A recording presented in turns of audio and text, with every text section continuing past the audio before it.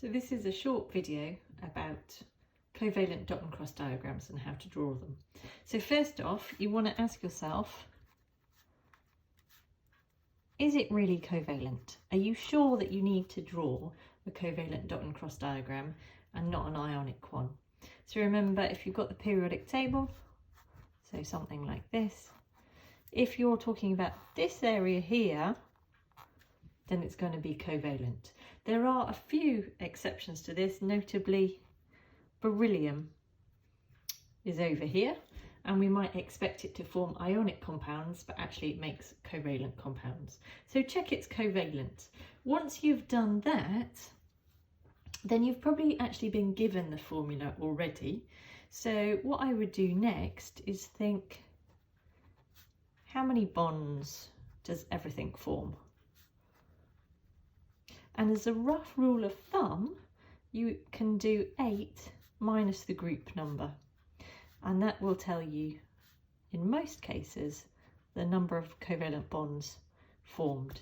So for example, carbon is in group 4, so 8 minus 4 is 4 bonds. Oxygen is in group 6, so it's going to form 2 bonds. There are some exceptions to this, which are worth knowing.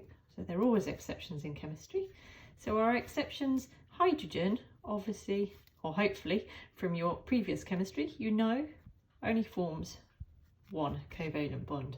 Whereas if we did 8 minus 1, we'd think it forms 7, but actually hydrogen only forms 1. Phosphorus, doing 8 minus its group number, which is 5, tells us it forms 3, but it can also form 5. So phosphorus can form 5. It does what we call expand its octet and forms 5 instead. And in a similar way, sulfur can form 2. So like oxygen, it's in group 6, so 8 minus 6 is 2, but it can also form 6, which is the same as its group number, which is similar to phosphorus, which is in group 5 and can form 5. Boron forms 3, which is the same as its group number, and beryllium, which we've said we might expect to be ionic but can actually do covalent bonding, forms 2, which is the same as its group number. So these are some exceptions which are worth knowing.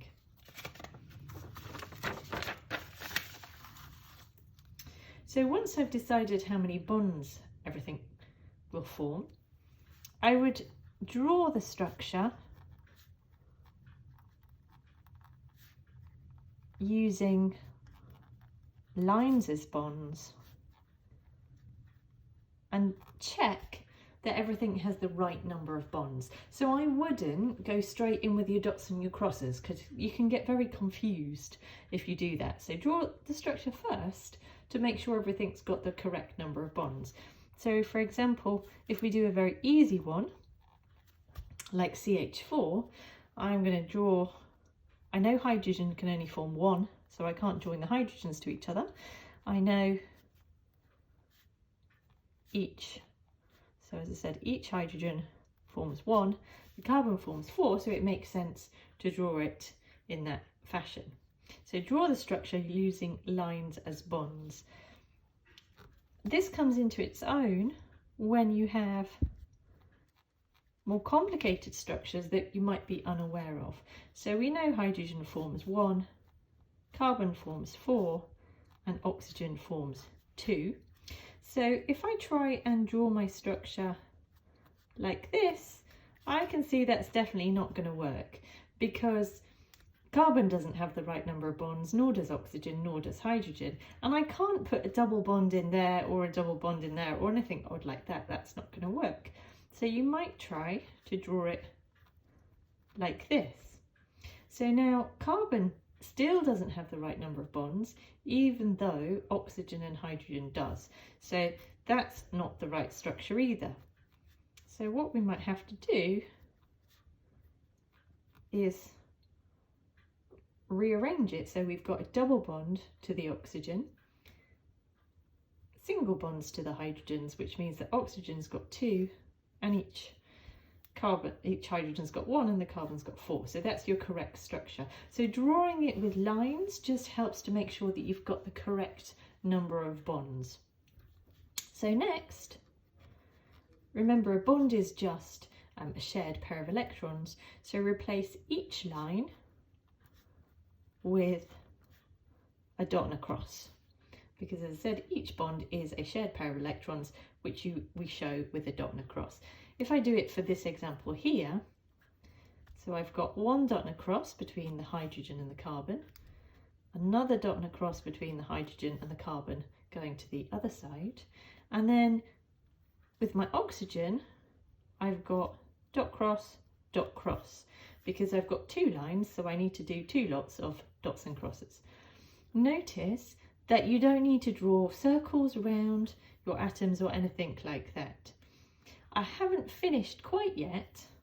The last step, which is important to remember, is to add what we call lone pairs.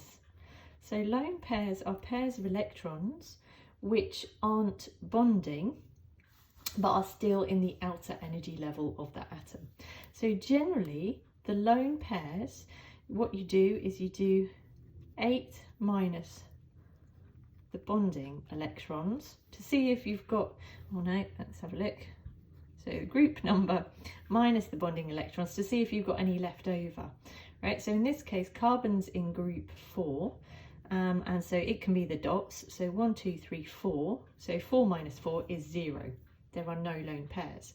Hydrogen is a bit of an odd case. Hydrogen's only got 1 electron. So if it's this cross, there's its 1 electron. For this hydrogen, there's its 1 electron, so that's done. But oxygen's in group 6, so if it's crosses here, we've got 1, 2. So the group number of 6 minus 2 tells me there are 4 electrons in its outer energy level, which aren't bonding, but I still have to draw. So we put these as pairs in the kind of free space around it. So they're not bonding, they're what we call lone pairs. So oxygen here has got 2 lone pairs. And when you have drawn your dot and cross diagram, it's just worth checking if everything has the number of electrons that we might expect. So hydrogen, to have a complete outer energy level, just needs 2 electrons. So there's 1 of its own plus 1 it's sharing with carbon, so 1, 2. So this hydrogen, 1, 2. So both the hydrogens have a complete outer energy level. Carbon needs 8 to have a complete outer energy level. So its own are the dots, 1, 2, 3, 4, but then it's sharing 1 from each hydrogen and 2 from the oxygen. So 1, 2, 3, 4, 5, 6, 7, 8. So all of these electrons are kind of available to the carbon, and so when we add them up, there are 8. Oxygen, again, would need 8 to have a complete outer energy level. So it's the crosses, so 1, 2, 3, 4, 5, 6 of its own, plus these 2 that it's sharing from carbon. So all 8 of these electrons are available to oxygen. So it has a complete outer energy level, and it's stable in that fashion. Okay, so those are the steps. I might just do another example or two just to practice again. So if I was doing N2H4, I check that it's covalent. So is it from things which are on the right hand side of the periodic table and or hydrogen? Yes, it is. And then I think about how many bonds everything forms. So nitrogen's in group 5. So in each case, 8 minus 5, each nitrogen I'm expecting to form 3 bonds. And I know hydrogen each forms 1 bond. So I have to try and arrange those with my lines, remember, to make sure everything is forming the right number of bonds. So if I've got 2 nitrogens and 4 hydrogens, for me the most logical thing to start with is, why don't I start putting 2 hydrogens on each of the nitrogens, and I'll just join the nitrogens together in the middle and see how that works. So each hydrogen is now forming 1, so that's satisfied my criteria. each nitrogen is now forming 3, so they're stable as well. Then remember, replace each line with a dot and a cross, and it doesn't really matter which one you allocate as dots and which ones you allocate as crosses. So replace each line as a dot and cross. Then I need to check for my lone pairs. So hydrogen only has 1 electron, so there it is bonding in each case. But nitrogen's in group 5. So if I say that this nitrogen is a cross hydrogen,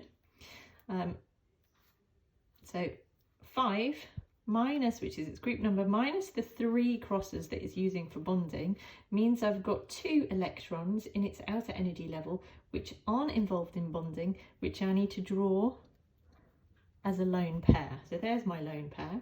And the same will be true of this nitrogen. So if this is a dot nitrogen, 5 minus the 1, 2, 3 means there are 2 electrons which are non-bonding, which are my lone pair.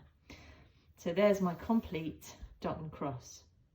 There are some weird exceptions. They're a bit odd that you might come across in class, but this is the basic procedure I suggest you follow, and it will help you build on, or be able to build on, this idea.